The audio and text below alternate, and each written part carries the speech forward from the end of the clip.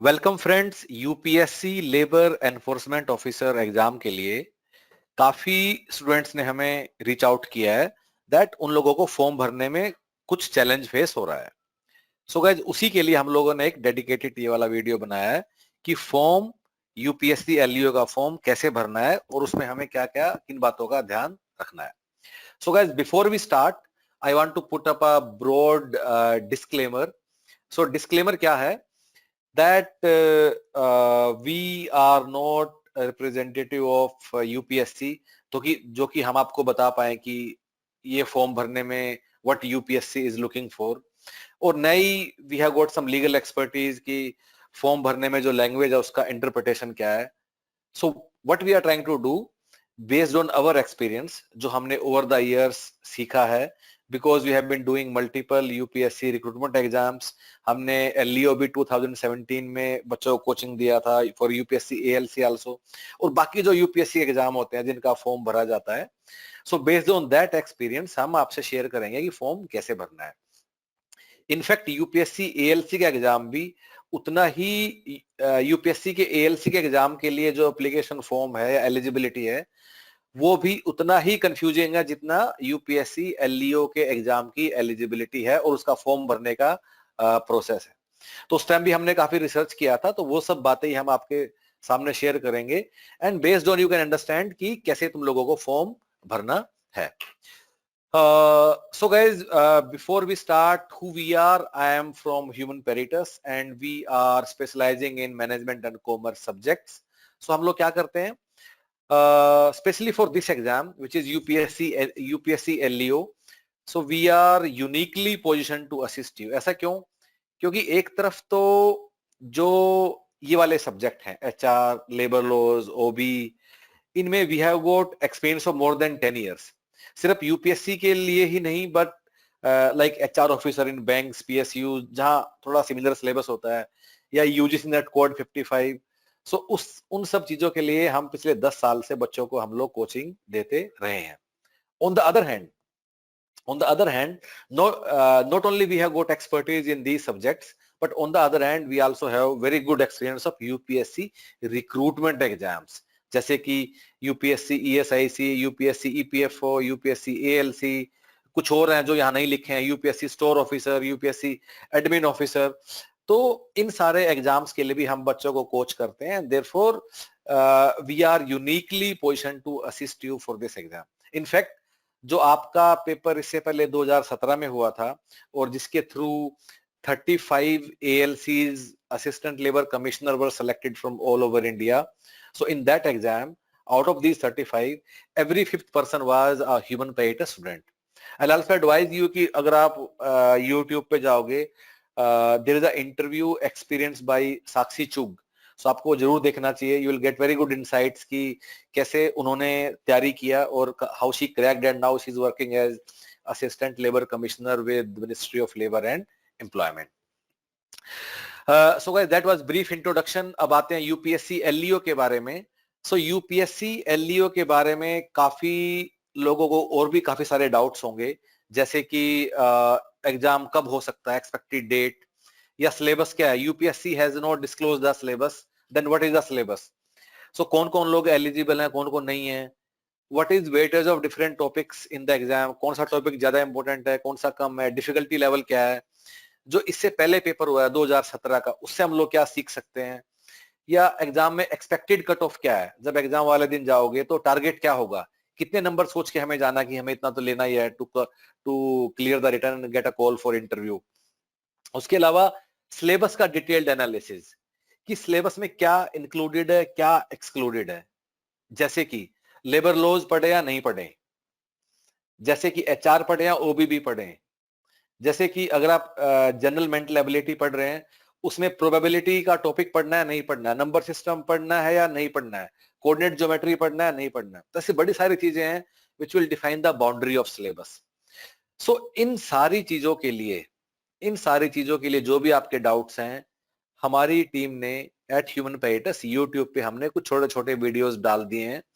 सो हमारा आपसे ये सजेशन है कि ह्यूमन पेडिटस के यूट्यूब चैनल पे जाके इन सारी वीडियोज को एक बार आप देख लीजिए, you will get very good insight कि कैसे आपको तैयारी करनी है और कैसे आपको आगे बढ़ना है. If you want to understand ki how you guys can prepare for UPSC LEO for how you guys gonna prepare for UPSC LEO with human पेडिटस, उसके लिए क्या करना है? बड़ा ही आसान तरीका है. ह्यूमन पेडिटस की वेबसाइट पे जाना है. On the home page itself there is a link, Labor Enforcement Officer UPSC. इस लिंक को क्लिक करोगे, another page will open up.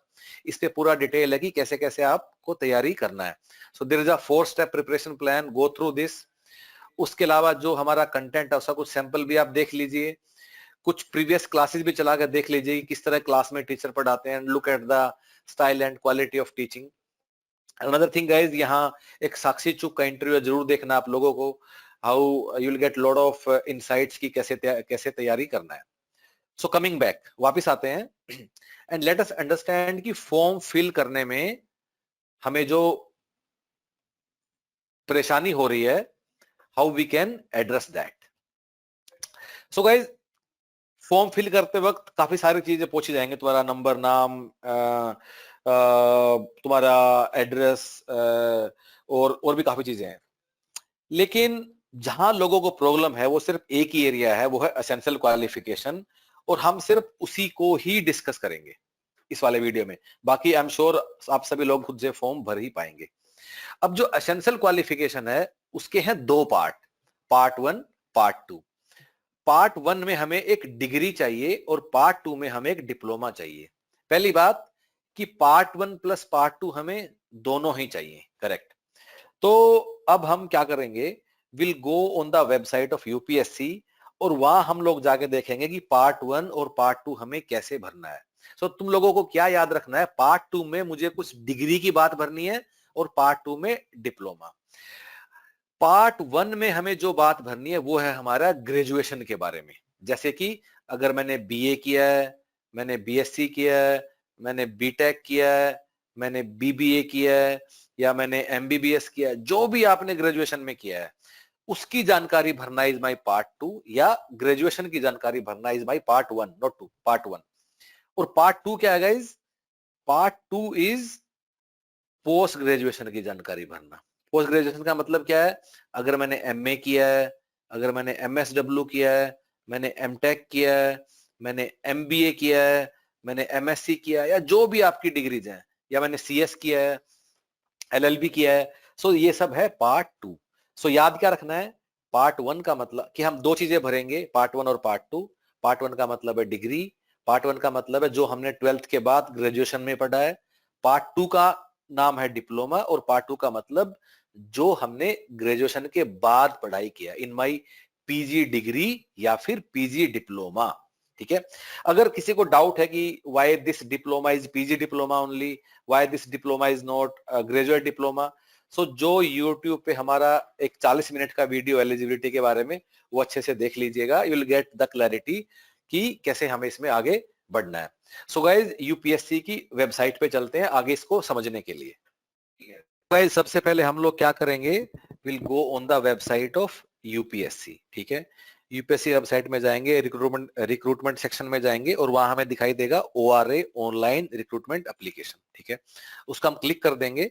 So another page will open up. इसमें हमें देखना है लेबर एनफोर्समेंट ऑफिसर सेंट्रल, जो कि लास्ट में दिया हुआ है, and will click on apply now. ठीक है.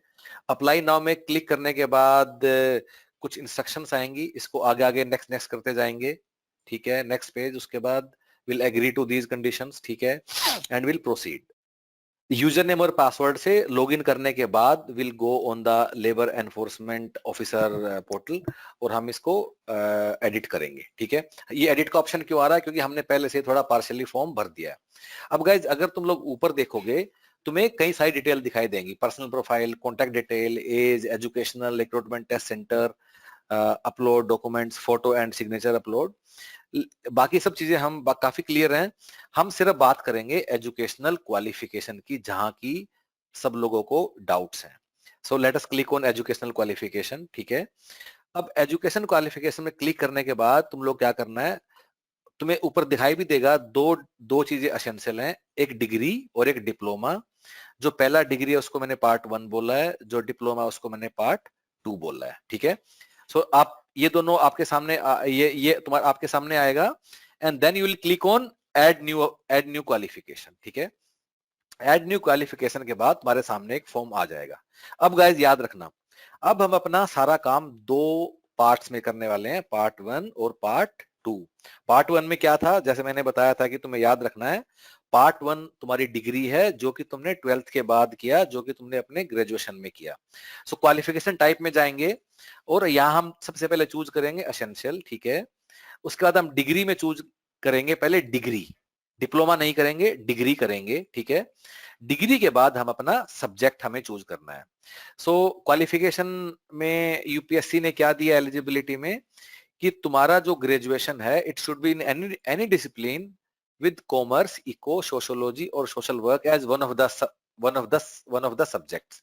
सो गाइज करना क्या है, इन चार में से तुम जिसमें भी फिट होते हो तुम्हें वो वहां डाल देना है। फॉर एग्जाम्पल, अगर किसी ने बीए इन कॉमर्स किया है या बीकॉम किया है सॉरी, या बीए इन इकोनॉमिक्स किया है, वो तो सीधा ही अपना यहाँ जो भी है वो डाल देगा। लेकिन अगर मान लो कोई है जिसने बीटेक किया है और उस बीटेक में उसका एक सब्जेक्ट था जो कि था इकोनॉमिक्स का, तो वो आदमी इकोनॉमिक्स चूज कर लेगा, ठीक है। उसके बाद नीचे आएगा मीडियम इंग्लिश या जो भी आपका है आप डाल दीजिएगा। फिर हम आएंगे क्वालिफिकेशन लेवल पे। अब क्वालिफिकेशन लेवल पे ग्रेजुएशन भरने के लिए तुम्हारे पास तीन ही ऑप्शन है, एक इंजीनियरिंग वाले लोगों के लिए और बीएससी के लोगों के लिए, दूसरी मेडिकल वालों के लोगों के लिए, और तीसरा सबसे नीचे जाके है ग्रेजुएशन। सो जो भी लोग बीए हैं, बीबीए हैं, बीकॉम हैं, जो भी इस तरह के कोर्सेज हैं, वो सारे तो नीचे आके अपना ग्रेजुएशन पे क्लिक कर देना, ठीक है। अगर कोई इंजीनियरिंग वाला है वो ऊपर जाके इंजीनियरिंग चूज कर लेना। और अगर कोई एमबीबीएस वाला भी अगर वो फिट होता है, एलिजिबल होता है, अगर वो, बाय द वे, ये वाला फॉर्म भरने से पहले अगर एलिजिबिलिटी के बारे में डाउट है तो हमारा जो 40 मिनट का वीडियो आप जरूर एक बार देख लीजिएगा, तभी फायदा है ये सब करने। तो फॉर्म भरने में आपको कंफ्यूजन रहेगा, अनलेस आप डायरेक्टली क्वालिफाइड है, आपको पता ही है, फिर तो ठीक है, यू कैन डू इट, ठीक है। सो जो भी आपने ग्रेजुएशन में किया है, इन तीन में से मैंने क्वालिफिकेशन लेवल अपना चूज कर लिया। फॉर एग्जाम्पल, हाइपोथेटिकली मैं था बीए इन इकोनॉमिक्स ऑनर्स, ठीक है, या फिर मैंने बीए किया था पब्लिक एडमिनिस्ट्रेशन में, पर मेरे में सोशियोलॉजी के सब्जेक्ट थे। अब मैं हाइपोथेटिकल ले रहा हूं, तो हम क्या करेंगे, ऊपर सब्जेक्ट में चूज करेंगे any one discipline with sociology as one of the subject, ठीक है। नीचे ग्रेजुएशन सिलेक्ट करेंगे, बीए की जगह ग्रेजुएशन कर दिया। अब स्पेशलाइजेशन में अदर्स करेंगे और यहां हम लोग लिख देंगे बीए इन सोशियोलॉजी, ठीक है। एक दूसरा एग्जांपल देके मैं तो ये बताता हूं, अगर मान लो कोई है जिसने किया है इंजीनियरिंग, उसने किया बीटेक इन सिविल इंजीनियरिंग, पर उसके फर्स्ट सेमेस्टर में एक सब्जेक्ट था इकोनॉमिक्स, तो वो आदमी क्या करेगा, ऊपर जाके वो सिलेक्ट करेगा any discipline with economics as one of the subject, क्योंकि उसका एक सब्जेक्ट इकोनॉमिक्स था। फिर नीचे आएगा ग्रेजुएशन में, क्योंकि इंजीनियरिंग है तो इंजीनियरिंग चूज कर लेगा वो, ग्रेजुएशन बी टेक वाला कर लिया, ठीक है। और अब अदर्स में वो लोग क्या डाल देगा, बीटेक इन सिविल इंजीनियरिंग, ठीक है। ठीक इसी तरह बीबीए वाले भी या जो भी है, एक बीबीए वाला एग्जांपल आपको देके बता देता हूं मैं, ठीक है। अगर मान लो किसी ने बीबीए किया है, अब बीबीए में एक सब्जेक्ट था उसका, मान ले बीबीए में उसका सब्जेक्ट था अकाउंटेंसी, हाइपोथेटिकली मैं बता रहा हूं, ठीक है। तो वो क्या करेगा, अकाउंटेंसी तो इसमें है नहीं, पर अकाउंटेंसी किस में आता है, कॉमर्स के अंडर आता है। तो बीबीए वाला commerce, any discipline with commerce as a subject choose करेगा, ठीक है। अब उसके बाद ग्रेजुएशन में क्या करेगा, वो बीबीए की जगह ग्रेजुएशन चूज कर लेगा सबसे नीचे जाके, डन। और अदर्स में लिख देगा बीबीए, बीबीए या बीबीई जो भी आपकी डिग्री है। तो इस तरह सारे ग्रेजुएशन वाले अपना डिटेल यहां भरेंगे, ठीक है।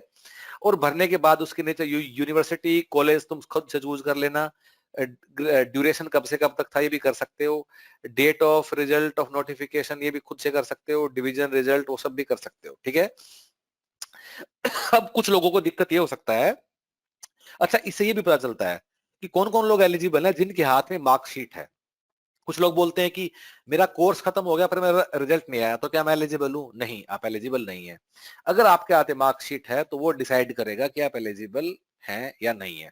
अगर मार्कशीट है लेकिन डिग्री नहीं आई है तो काम चलेगा, क्योंकि यहाँ हमें मार्कशीट चाहिए, हमें डेट ऑफ रिजल्ट चाहिए हमें यहाँ, and it's a compulsory field, star लगा हुआ है, ठीक है।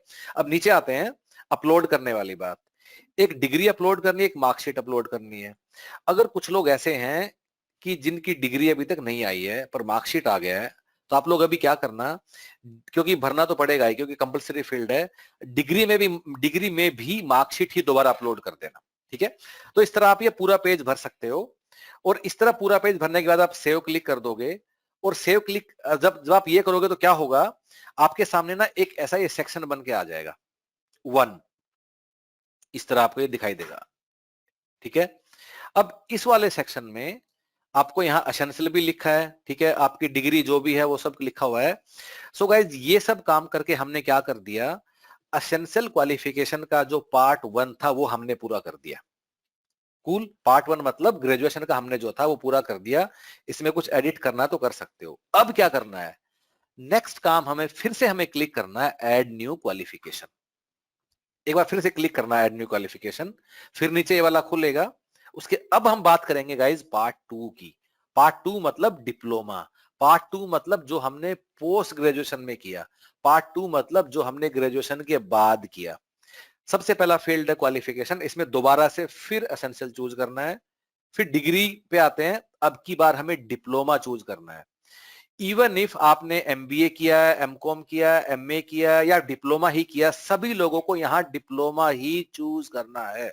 इस बात का ध्यान रखना गाइस। आगे आते हैं सब्जेक्ट पे।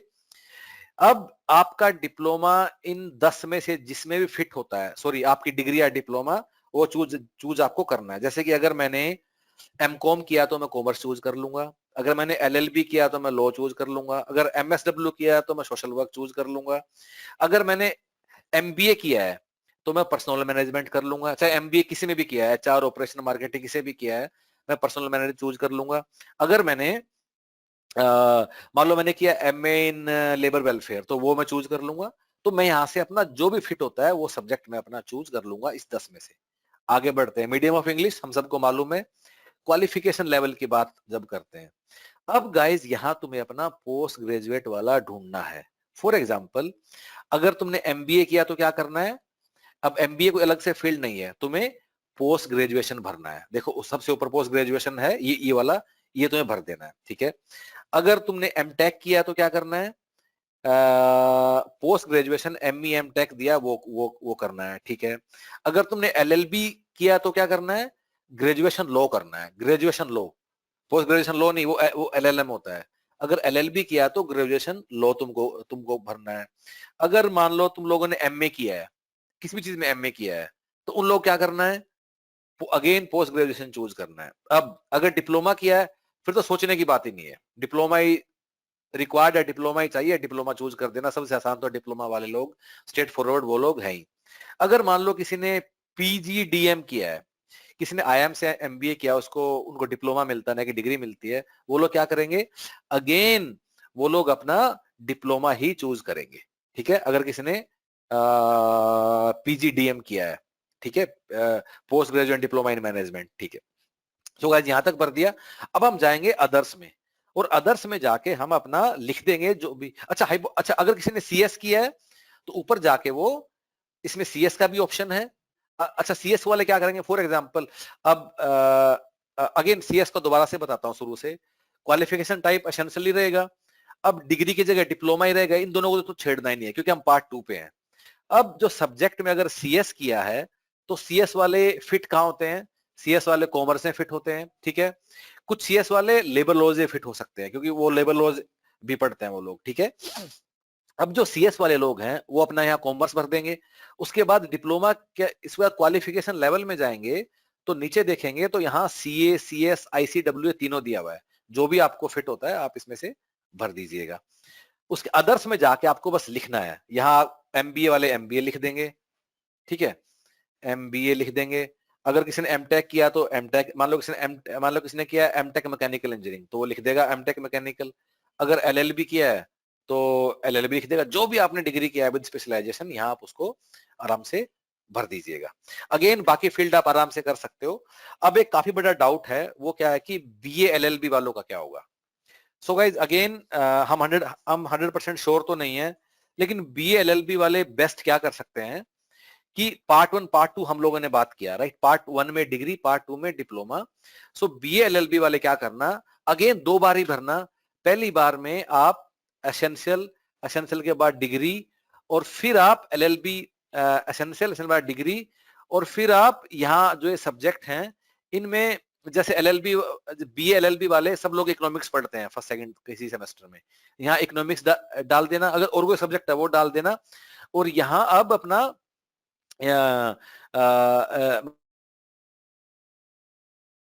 मतलब लैंग्वेज डाल लोगे। क्वालिफिकेशन अगर अगर क्वालिफिकेशन डालने की बात है, यहाँ ग्रेजुएशन लॉ डाल देना, ठीक है, और यहाँ लिख देना BA LLB, BA LLB 5 year या इंटीग्रेटेड एलएलबी 5 ईयर, जैसे भी आपका कोर्स है उसको आप लिख देना। उसके बाद फिर इसको सबमिट कर देना, या सॉरी सेव कर देना, फिर दोबारा से एक बार क्वालिफिकेशन भर देना, एक बार डिप्लोमा के साथ और एक बार डिग्री के साथ, और बिल्कुल सेम बातें दोबारा से भर देना। फॉर एग्जांपल अगर डिप्लोमा के साथ भरोगे तो तब तुम्हें इसमें से कोई सब्जेक्ट चूज करना होगा, तो यहाँ तो अब की बार तुम लॉ एज अ सब्जेक्ट कर सकते हो चूज, और उसके बाद फॉर्म भरने का प्रोसेस बिल्कुल सेम है। सो गाइस हम लोग श्योर तो नहीं है इस बारे में काफी ज्यादा, but this is best which we can do. अब हमें कुछ यूपीएससी क्लैरिफाई तो करने वाला नहीं है कि बीएलएलबी वाले क्या करें, लेकिन this is the best way. 2 बार भर देना, कोई बात नहीं, additional information will not kill you, लेकिन हमारा 2 कंडीशन है वो पूरा हो जाएगा। अगली चीज गाइज, 10-12 के मार्कशीट नहीं भरने हैं, ठीक है? क्यों नहीं भरने हैं? क्योंकि भरने की ऑप्शन भी नहीं है। जैसे कि मैं चूज करता हूं, मान लो मैंने 10th चूज कर लिया, क्वालिफिकेशन टाइप में मैं जाता हूं, मैंने 10th मैंने चूज किया, और 10th के बाद में सब्जेक्ट मैंने चूज किया एनी सब्जेक्ट, फिर आगे अब मैं इसमें क्या भरूंगा बताइए? क्वालिफिकेशन लेवल में कुछ मैं भर ही नहीं पाऊंगा, ठीक है? इस तरह 10th और 12th का कोई भी डिटेल नहीं भरना, क्योंकि फॉर्म अलो ही नहीं करता है 10th का डिटेल भरने वाली जो जो चीजें हैं। सो 10th 12th का नहीं भरना है, ठीक है? अगली बात गाइज कि देखो ये एक फॉर्म है, इस पे हमारा इंटेंशन है कि हमारा जो भी जानकारी है उसको हम अच्छे से भर दें। अगर थोड़ा भरने में हम थोड़ा कुछ चीज को थोड़ा गलत जगह भर देते हैं, डिग्री के जगह डिप्लोमा लिख देते हैं, दैट इज ओके। क्योंकि ऐसा मैं क्यों बोल रहा हूं, क्योंकि ये फॉर्म अपने आप में भरना इतना ज्यादा कंफ्यूजिंग है, पहले भी ऐसा था एएलसी में, कि चांसेस वेरी हाई कि हर एक आदमी ना अपने तरीके से इसको समझ के भरेगा, इसको अपने तरीके से लोग इंटरप्रेट करेंगे, ठीक है? So don't worry. और बाद में अगर तुम सिलेक्ट होते हो, तुम्हारा डॉक्यूमेंटेशन वेरिफिकेशन होगा, उस दिन कोई तुम्हारा ऑनलाइन फॉर्म खोल के नहीं देखेगा। उस दिन जो एलिजिबिलिटी में कंडीशन है वो रखी जाएंगी लेफ्ट हैंड साइड पे, और राइट हैंड साइड पे रखे जाएंगे तुम्हारे एक्चुअल सर्टिफिकेट जो कि तुम फाइल में बना के लाओगे, चाहे तुम्हारी एज है, चाहे डिग्री है, चाहे डिप्लोमा है, तब वहां एक एक चीज कंपेयर होती है। उस दिन कोई ये नहीं देखता है कि फॉर्म में तुमने क्या भरा था, तुमने डिग्री की जगह डिप्लोमा तो नहीं भर दिया। लेकिन फॉर्म में हमें क्या करना है कि अपना पूरा जानकारी हमें दे देना है अपनी तरफ से, और कुछ हमें कुछ इंटेंसली कुछ गलत नहीं भरना है। हमें ऐसा नहीं करना है कि 68% की जगह 72% भर दो, ये मिस्टेक नहीं करनी है। उसके अलावा डिग्री डिप्लोमा को कैसे लिखा, कैसे रिप्रेजेंट किया, इट्स ओके, डोंट वरी। अगर उसमें जो भी हमारी अंडरस्टैंडिंग बनती है वो भर देंगे तो that is fine, as long as we are putting in the correct data, ठीक है? फाइनल थिंग गाइज कि ये वाला फॉर्म आप लोग मतलब भर दीजिए, and bar bar at the cost of repetition मैं आपको बता रहा हूं कि इसमें काफी कंफ्यूजन है, लेकिन that is fine, that is okay. And अगर इसके बाद भी किसी को कुछ डाउट्स है, you can get back to our team. There is a link given in the description below, that link will connect you with our team directly via WhatsApp. उस पर क्लिक कर दीजिए, get connected and do let us know whatever you feel like. Welcome friends. In this short video, we'll understand how you guys will prepare for UPSC Labor Enforcement Officer exam with Human Peritus. So to make you understand that process, let us go to website of Human Peritus. So once you are on the home page of Human Peritus, we'll go to the page for Labor Enforcement Officer UPSC, and once we are on this page, we'll come to this section where it is given how you will prepare with us. So as you can see, there are 4 steps of preparation. So let me explain you what you will do in these 4 steps for preparation of UPSC LEO. So guys, सबसे पहले आप लोग क्या करोगे and let us understand that with an example. Take any keyword of the syllabus. So maybe you can take factories act, or you can take motivation theories under HR. Okay. So let us take the keyword of motivation theory. So the first thing which we will do is that you will read the topic of motivation theory through the concise printed booklets which we'll send at your home via courier. So these are quite concise booklets and they will provide you 100% coverage of the syllabus. Current affairs are also included in these booklets only. So once you have gone through that particular keyword of factories act or motivation theory, whatever you have selected, you'll go to the second step. So guys, these video classes will make you understand that keyword conceptually. So teacher will add its own value by telling you how to remember what is more important, what is less important, and conceptually explain. Mind it, in these live classes you can interact with the teacher. And interaction का मतलब ये नहीं है कि you can just chat and ask your doubts. You'll be speaking your doubts to the teacher. Guys, your mic will be turned on और आप directly teacher से आप class में बात करके अपने doubt discuss करोगे as if you are in a physical class, not just chat option which you get at most of the places these days. Another thing, if you miss any class, definitely you'll end up missing few classes because of your time. You will also get recorded video of every class. Now, so these are step number 1 and step number 2. Step number 1 is concise booklet. Step number 2 is video classes. अब कुछ लोग ऐसे भी करते हैं that they will watch video classes first and they will read and then they will read from the booklet. So that depends upon you how you guys want to take it. But these are the 2 steps. Now, if you want to assess the quality of teaching in these video classes, quality and style of teaching in these video classes, तो आपको क्या करना है? On the same page on the website, go down and we have put up 8 to 10 classes of different teachers of and different subjects. Like एक हमने लेबलोजा class डाल दिया, एक HR का, एक OB का, एक numerical aptitude का, and एक politic and so on, so that you will get a very clear idea कि किस तरीके से क्लास में टीचर पढ़ाते हैं and how comfortable are you with that style and quality of teaching. So you can go through some of these classes to review the classes. ठीक है? Another thing, guys, if you want to assess the quality of content in the concise booklets, again go to this section on the same page, check out how printed booklets look like, और इसमें से आप कोई भी एक दो booklet उठा के जो हम लोगों ने दिया हुआ है, you can go through and look at the quality of content in these printed booklets. Again, these are the sample booklets, पर आपको index page पूरा दिखेगा, उसके अलावा 10-15 pages भी दिखेंगे, and this will give you a good idea how content has been arranged in these concise booklets. Now guys, step number 1 and step number 2 are done. So you have understood that particular keyword from booklets as well as video classes. Then we'll move on to step number 3. And this is the most important step. Step number 3 is what? Step number 3 is an online question bank, which has got more than 7,000 questions. But these 7,000 questions have been subdivided in more than 120 सब topics. ठीक है, जैसे कि पूरे HR को हमने कम से कम 18-20 topic में डिवाइड कर दिया. हर एक में कुछ होंगे 40 सवाल, 50 सवाल, 80 सवाल, 100 सवाल, छोटे छोटे हमने उसे कर दिया. सो एक बार अगर आपने फैक्ट्रीज एक्ट का टॉपिक बुकलेट और वीडियो क्लास में आपने समझ लिया है, so you'll go on the online test platform and for this one particular topic only of factories act or motivation theory, you will do around 80 to 100 question for that particular topic only. ठीक है, तो similarly आप एक एक keyword उठा के आप अपना सारा सिलेबस पूरे करते जाओगे by going through these 3 steps. Now guys, 2-3 things which I want to tell you about this online question bank. Number 1, these are not random questions, they have been carefully chosen. तो इसमें कहाँ से सवाल हैं? Of course जो previous year के paper के question है वो हमने इसमें डाल दिए हैं. So not only LEO and ALC, जो UPSC के बाकी रिक्रूटमेंट एग्जाम्स हैं जैसे कि